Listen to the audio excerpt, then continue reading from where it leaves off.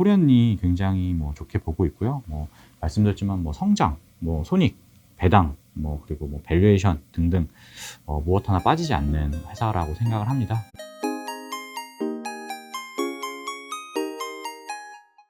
네, 안녕하세요. 하나금융투자에서 그 보험업종 담당하고 있는 이홍재라고 합니다. 오늘은 이제 제가 연간 전망 때도 토픽 중 하나로 말씀드렸던 코리안리에 대해서 좀 업데이트를 좀 드리고자 하고요. 일단 뭐 손익이나 성장, 뭐 배당 모두 연이은 개선이 전망이 된다라는 내용입니다. 2021년을 이제 어떤 환경을 보면은 이 환경 자체만 놓고 보면은 재보험사들에게 좀 우호적이지는 않았습니다. 일단 글로벌 자연재해 손해액이 1970년대 이후로 네 번째로 가장 큰 규모였고요. 그리고 최근 10년 내에서는 세 번째로 큰 규모였습니다. 아무래도 이제 재보험사들은 이런 자연재해와 관련된 익스포저가 좀 큰 만큼 이렇게 자연재해 손해가 증가를 하게 되면은 어떤 실적 측면에서 부담이 가중될 수 있고요. 근데 이게 굉장히 컸다. 10년 내로 세 번째 규모로 가장 컸다. 그리고 또 코로나 관련돼서도 좀 불확실성이 좀 심화됐었죠. 잘 아시겠지만 이제 글로벌리 코로나19 사망자 수가 뭐 당연히 매일 증가함은 있지만 21년에 굉장히 초에 좀 굉장히 많았고요. 좀 지금은 좀 안정화가 되고 있습니다. 그랬기 때문에 여기가 이제 꼭 자연재해 같은 어떤 P&C 쪽 수재뿐만 아니라 그 보장성 쪽, 그러니까 종신보험이나 이런 보험 이런 부분들도 수재를 하기 때문에 어떤 이런 코로나 관련된 사망자 수가 크게 증가를 하면서 이거 관련돼서도 좀 적립금, 뭐 그 뒤에서도 말씀드리겠지만 손해액 부분들을 많이 인식을 할 수밖에 없는 상황이었다. 그래서 2021년은 굉장히 좀 재보험사들에게 되게 부담이 많이 있던 해였다. 이렇게 보시면 될 것 같습니다. 그렇게 환경이 되게 안 좋았음에도 불구하고 21년에 모두 다 이제 실적이 증가를 하게 됩니다. 하게 될 걸로 예상이 되고 있습니다. 뭐 일단 뭐 코렌리 같은 경우는 3분기 누적으로 이미 2020년 실적을 뛰어넘었기 때문에 뭐 4분기 좀 보수적으로 가더라도 이익 증가율은 21% 정도에 이를 걸로 예상을 하고 있고요. 말씀드렸던 어떤 자연재해 그리고 코로나 관련된 손실이 굉장히 컸습니다. 코로나 관련된 적립금은 지금 한 4분기까지 누적으로 한 800억 정도 적립이 될 걸로 예상을 하고 있고요. 그리고 3분기에 이제 그 허리케인 아이다 그리고 뭐 독일 대홍수 이런 아주 대규모의 자연재해가 있었는데 어떤 이런 3분기의 자연재해 손해액이 전년 대비해서 한 478억 원 정도가 증가를 했다. 그래서 이 두 부분이 어느 정도 좀 일회성이다 이렇게 보시면 될 것 같고요. 그런데 22년에는 그러면 코로나19 적립금은 저는 많이 축소될 거다 이렇게 보고 있고요. 뭐 앞서 보셨던 그래프에서 사망자 수가 감소하고 있는 부분도 있지만 기본적으로 손해보험 쪽 같은 경우에는 P&C 쪽 같은 경우에는 이제 특약갱신 때 사고 면책 조항을 넣습니다. 그러니까 바이러스에 의한 보험금은 지급하지 않겠다라는 조항들을 넣고 있는 거고요. 그렇게 되면은 코로나19 상황과 무관하게 코로나19 상황이 더 심각해지더라도 이 손보 쪽, 이 회색에 있는 이 손보 쪽의 어떤 그 적립금은 당연히 크게 감소할 수밖에 없고요.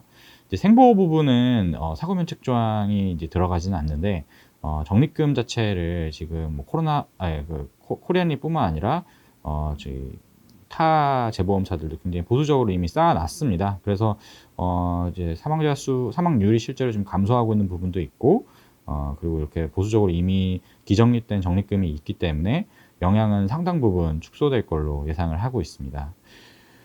어쨌든 확률적으로 과연 21년 이상으로 자연재해가 날 거냐라는 어떤 생각을 갖게 되고요. 그래서 이 부분들을 이제 드러내게 되면은 말씀드렸던 이제 적립금이 한 800억, 이게 한 480억 정도 되니까 한 이거 두 개가 저는 거의 없어질 거다라고 좀 가정을 하고 있습니다. 그래서 세전이익이 전년 대비해서 한 1,000억 원 정도 증가를 하면서 이익 증가율은 38.8%로 21년 대비 실적 모멘텀이 확대될 걸로 예상을 하고 있습니다. 근데 이게 뭐 제가 그냥 뚱딴지 같이 무슨 그냥 하는 소리가 아니라 지금 뭐 블룸버그 컨센서스 기준으로도 해외 주요 보험사들도 대부분 지금 크게 좀 증익을 증액이 전망이 되고 있고요.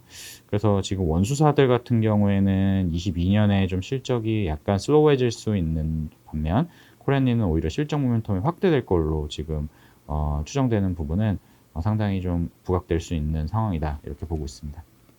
재보험에 대한 어떤 프라이싱은 기본적으로 요율을 어느 정도 따라가게 됩니다. 그래서 이 요율이 결국에 올라야 이제 수익성이 개선이 되는 거고요. 이게 요율이 한번 오르면 완벽하게 수익성에 반영되는 데까지 한 2년 정도가 걸린다라고 보시면 될 것 같습니다.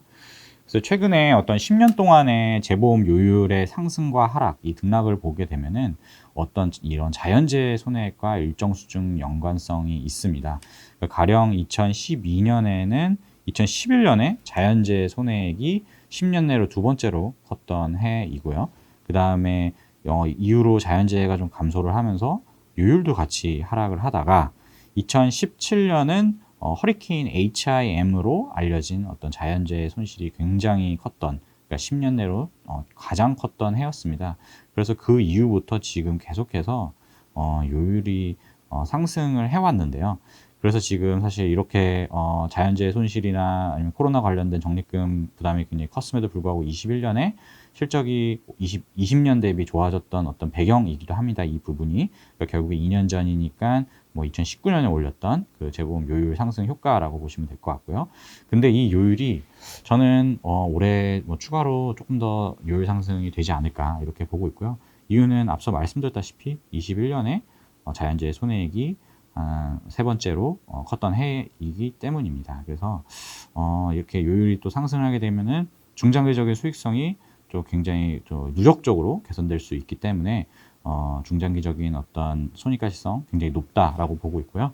그리고 이제 작년 연말에 코리안리가 이제 신한라이프와 공동재보험 계약을 발표를 했습니다. 이제 공동재보험 같은 경우에는 일반적인 전통재보험과 다르게 이 위험보험료 부분뿐만 아니라 이 저축보험료와 사업비, 뭐 사업비도 사업비인데 하여튼 저축보험료를 수재를 한다는 데 의미가 있습니다. 그래서 이런 생보사들의 어떤 금리 리스크를 일정 부분 나눠 갖는 그런 형식의 재보험 계약이다라고 보시면 될 것 같고요. 이런 어떤 저축보험료, 그러니까 금리 리스크를 수재를 하게 되면은 이게 뭐 당연히 새로운 수익원입니다. 공동재보험에 없던 거가 이제 새롭게 이제 뭐 계약이 된 거니까. 근데 이 사실 손익 효과는 아주 크지는 않을 걸로 보고 있고요. 뭐 애초에 지금 뭐 공시된 어떤 계약 규모가 5천억 정도 규모밖에 안 되기 때문에 실제로 이 스프레드에서 먹을 수 있는 부분은 아주 크지는 않습니다. 다만 이 금리 리스크를 수재를 하게 되면은 지금 코리안리는 금리부 부채가 전혀 없는 상황인데 이제 이 금리부 부채가 이제 생기게 되죠. 그러면은 오히려 지금 현재 갖고 있는 금리부 자산들, 채권 같은 어떤 금리부 자산들과 매칭이 되면서 23년에 도입될 KICS 기준에서의 자본 비율 개선이 자본 비율 개선으로 이어질 걸로 예상을 하고 있습니다. 그래서 이제 사실은 금융사들은 자본 비율이 결국에 어떤 뭐 영위할 수 있는 사업의 어떤 한계를 이렇게 규정을 하고요. 또 그리고 또 배당이라는 것도 이제 규제를 하는 어떤 간접적인 규제라고 볼 수가 있는데 이 자본 비율이 개선이 되면은 당연히 뭐 배당에 대한 여력도 뭐 증가할 수 있고요. 그 다음에 또 어떤 그 외형 성장에 대한 어떤 여력도 또 확대가 된다라고 볼 수가 있습니다. 그래서 이런 공동재보험 수재는 이 손익 측면의 어떤 모멘텀보다는 이 자본 비율이 개선이 되면서 이런 어떤 선순환 구조가 완성되는 이런 효과가 있다 이렇게 보시면 될 것 같습니다. 뭐 요율 상승하고 이러면서 계속 개선되는 가운데서 자본 비율 개선되고요. 그러면 이제 외형 성장 가능하고 또 그렇게 되면 당연히 이익 체력 증가로 이어지는 선순환 구조에 진입을 했다 이렇게 말씀드렸습니다. 그래서 근데 이렇게 이익만 증가하는 게 아니라 이런 배당 성향에 대한 운신의 폭도 늘어나기 때문에 앞으로도 계속 고배당 매력은 좀 지속될 걸로 전망을 하고 있고요. 최근에 뭐 다소 좀 증시 상황이 어렵습니다. 국내 증시뿐만 아니라. 근데 이런 어떤 고배당 매력은 어떤 확실한 어떤 수익률로 이어지기 때문에 최근에 어떤 증시 상황에서도 조금 관심을 받을 수 있을 것 같다 이렇게 보고 있고요. 뭐 멀티플도 PBR 0.4배로 굉장히 저평가되어 있기 때문에 가격 매력도 겸비하고 있고 또 그리고 뭐 중요한 요인은 아니지만 코스피 200이 아니기 때문에 공매도가 불가능하다는 점도 장기적으로는 좀 매력적인 포인트라고 보실 수 있겠습니다. 그래서 저는 코리안이 굉장히 뭐 좋게 보고 있고요. 뭐 말씀드렸지만 뭐 성장, 뭐 손익, 배당, 뭐 그리고 뭐 밸류에이션 등등 무엇 하나 빠지지 않는 회사라고 생각을 합니다. 그래서 좀 관심 가지시면 좋을 것 같습니다.